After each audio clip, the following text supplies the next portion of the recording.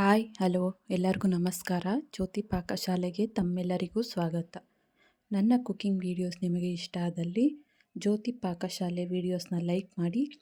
ಹೊಸದಾಗಿ ನನ್ನ cooking videos ನೋಡ್ತಿದ್ದಲ್ಲಿ please subscribe ಮಾಡ್ಕೊಳ್ಳಿ. ಹಾಗೆ ಈ ವಿಡಿಯೋ ಹೇಗನ್ನಿಸ್ತು ಅಂತ ಕಮೆಂಟ್ ಮಾಡಿ. ಹಾಗೆ ಈ ವಿಡಿಯೋಗೊಂದು ಲೈಕ್ ಮಾಡಿ. ಅನ್ನ ಮಿಕ್ಕಾಗ ಯಾವುದೇ ರೀತಿಯಾದಂತಹ ವೆಜಿಟೇಬಲ್ಸ್ ಉಪಯೋಗಿಸ್ತೇನೆ. ಒಗ್ಗರಣೆ ಮಾಡ್ಕೊಳ್ಳೋ ವಿಧಾನ ತಿಳಿಸ್ಕೊಡ್ತೇನೆ.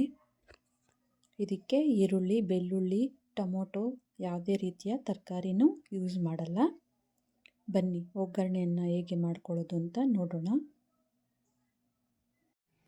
ನಾನಿಲ್ಲಿ ಒಂದು ಬಟ್ಲಷ್ಟು ಉಳಿದಿರೋಂಥ ಅನ್ನನ ತಗೊಂಡಿದ್ದೀನಿ. ಇದು ಉಳಿದಿರೋ ಅನ್ನದಾಗೆ ಮಾಡ್ಕೋಬೇಕು ಅಂತೇನಿಲ್ಲ. ಬಿಸಿ ಅನ್ನಕ್ಕೂ ಟ್ರೈ ಮಾಡ್ಬೋದು, ತುಂಬಾ ಚೆನ್ನಾಗಿರುತ್ತೆ. ನಾನಿಲ್ಲಿ ಮೊದಲಿಗೆ ಕಡಾಯಿ ಇಟ್ಕೊಂಡು ಗ್ಯಾಸ್ ಹಚ್ಕೊಳ್ತೇನೆ. ಅದಕ್ಕೆ 1 ಟೇಬಲ್ ಸ್ಪೂನಷ್ಟು ಎಣ್ಣೆನ ಹಾಕ್ಕೊಳ್ತೇನೆ. ನಾನಿಲ್ಲಿ 2 ಟೇಬಲ್ ಸ್ಪೂನಷ್ಟು ಉದ್ದಿನ ಕಾಳನ್ನ ಯೂಸ್ ಮಾಡ್ತಾಯಿದ್ದೇನೆ. ನೀವು ಬೇಳೆ ಆದರೂ ಯೂಸ್ ಮಾಡ್ಬೋದು, ಅಥವಾ ಸಿಪ್ಪೆ ಇರೋವಂಥ ಉದ್ದಿನ ಕಾಳು ಬರುತ್ತಲ್ಲ ಅದಾದರೂ ಯೂಸ್ ಮಾಡ್ಕೊಳ್ಬೋದು. ಹಾಗೆ 1 ಟೇಬಲ್ ಸ್ಪೂನಷ್ಟು ಧನಿಯಾ ಕಾಳನ್ನ ಹಾಕ್ಕೊಂಡಿದ್ದೇನೆ. ಹಾಗೆ ಒಂದು 7 ಬ್ಯಾಡಗಿ ಮೆಣಸಿನ್ಕಾಯಿನ ಹಾಕ್ಕೊಂಡಿದ್ದೇನೆ. ಇವನ್ನ ಲೋ ಫ್ಲೇಮಲ್ಲೇ ಹುರ್ಕೊಳ್ಬೇಕು. ಇದಕ್ಕೆ ನಾನೀಗ ಒಂದು ಅರ್ಧ ಕಪ್ಪಷ್ಟು ಒಣಕೊಬ್ಬರಿನ ಹಾಕ್ಕೊಳ್ತಾ ಇದ್ದೇನೆ. ಲೋ ಫ್ಲೇಮಲ್ಲೇ ಇವೆಲ್ಲ ಚೆನ್ನಾಗಿ ಹುರ್ಕೊಳ್ಬೇಕು.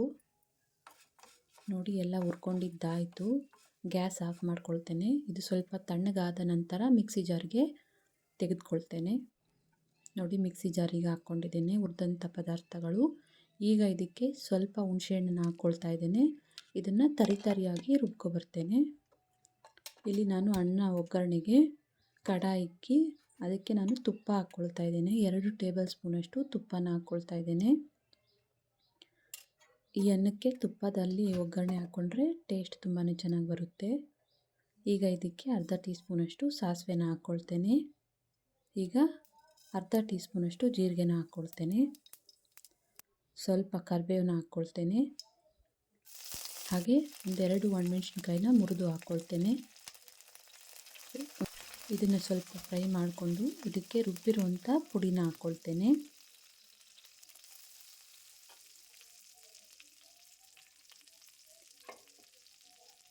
ಎಣ್ಣೆಯಲ್ಲಿ ಇದನ್ನು ಸ್ವಲ್ಪ ಫ್ರೈ ಮಾಡ್ಕೊಳ್ಬೇಕು.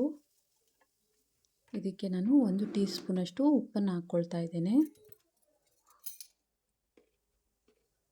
ಅನ್ನಕ್ಕೂ ಉಪ್ಪು ಹಾಕಿರ್ತೀವಿ, ಒಗ್ಗರಣೆಗೆ ತಕ್ಕಷ್ಟು ಮಾತ್ರ ಉಪ್ಪನ್ನು ಸೇರಿಸ್ಕೊಳ್ಬೇಕು. ಕಲಿಸ್ಕೊಂಡಿದ್ದಾಯಿತು. ಈಗ ಇದಕ್ಕೆ ಉಳಿದಂಥ ಅನ್ನನ ಹಾಕ್ಕೊಳ್ತಾ ಇದ್ದೇನೆ. ಇದನ್ನು ಕಲಿಸ್ಕೊಳ್ಳೋಣ. ನೀವು ಬೇಕು ಅಂದರೆ ಇದಕ್ಕೆ ಒಗ್ಗರಣೆ ಹಾಕೋ ಟೈಮಲ್ಲಿ ಬೆಳ್ಳುಳ್ಳಿ ಅಥವಾ ಈರುಳ್ಳಿನ ಸೇರಿಸ್ಕೊಳ್ಬೋದು. ಅದೇ ಡಿಫ್ರೆಂಟ್ ಟೇಸ್ಟ್ ಬರುತ್ತೆ. ಹೀಗೆ ಒಮ್ಮೆ ಟ್ರೈ ಮಾಡಿ, ತುಂಬಾ ಚೆನ್ನಾಗಿರುತ್ತೆ. ಅನ್ನ ಹಾಕಿ ಚೆನ್ನಾಗಿ ಕಲಿಸ್ಕೊಳ್ತಾ ಸ್ವಲ್ಪ ಬಿಸಿ ಮಾಡಿಕೊಳ್ಬೇಕು. 1-2 ನಿಮಿಷನಾದರೂ ಅನ್ನ ಹಾಕಿ ಕಲಿಸ್ಕೊಳ್ಬೇಕು.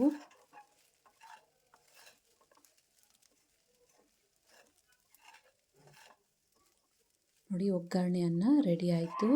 ಗ್ಯಾಸ್ ಆಫ್ ಮಾಡ್ಕೊಳ್ತೇನೆ. ಇದನ್ನು ಬಟ್ಲಿಗೆ ಸರ್ವ್ ಮಾಡ್ತೇನೆ. ನೋಡಿದ್ರಲ್ಲ, ತುಂಬಾ ಈಸಿಯಾಗಿ ತರಕಾರಿ ಉಪಯೋಗಿಸ್ತೇನೆ ಒಗ್ಗರಣೆಯನ್ನು ಮಾಡ್ಕೊಳ್ಳೋ ವಿಧಾನ. ಈ ರೆಸಿಪಿ ನಿಮಗೆ ಇಷ್ಟ ಆಗಿದೆ ಅಂದ್ಕೊಳ್ತೇನೆ. ಇಷ್ಟ ಆದಲ್ಲಿ ಈ ರೆಸಿಪಿ ವಿಡಿಯೋಗೊಂದು ಲೈಕ್ ಮಾಡಿ. ಯಾರೆಲ್ಲ ಸಬ್ಸ್ಕ್ರೈಬ್ ಮಾಡ್ಕೊಳ್ದೆ ವಿಡಿಯೋ ನೋಡ್ತಿದ್ದಲ್ಲಿ ಪ್ಲೀಸ್ ಸಬ್ಸ್ಕ್ರೈಬ್ ಮಾಡ್ಕೊಳ್ಳಿ. ಈ ವಿಡಿಯೋ ಹೇಗನ್ನಿಸ್ತು ಅಂತ ಕಮೆಂಟ್ ಮಾಡಿ, ಶೇರ್ ಮಾಡಿ, ಲೈಕ್ ಮಾಡಿ. ಧನ್ಯವಾದಗಳು.